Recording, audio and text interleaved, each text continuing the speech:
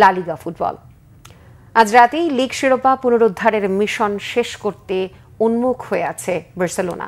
সেজন্য এম্পানিওলের মাঠে জিততে হবে কাতালান ডার্বি। নগর প্রতিদ্বন্দ্বীকে হারানোর ব্যাপারে স্পানিওল কোচও দারুণ আত্মবিশ্বাসী। রাত 1টায় শুরু হবে দুই দলের ফিরতি লেগ ম্যাচটি। এর আগে ডিফেন্ডিং চ্যাম্পিয়ন রিয়াল মাদ্রিদের বিপক্ষে 4-3 গোলে এল ক্লাসিকো জিতে শিরোপা পুনরুদ্ধারের মূল বাধা টপকে যায় বার্সা।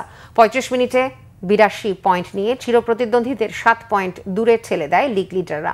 বুধবার রিয়েল 2-1 গোলে মায়োর্কাকে হারিয়ে ব্যবধান 4 পয়েন্ট কমিয়ে আনে।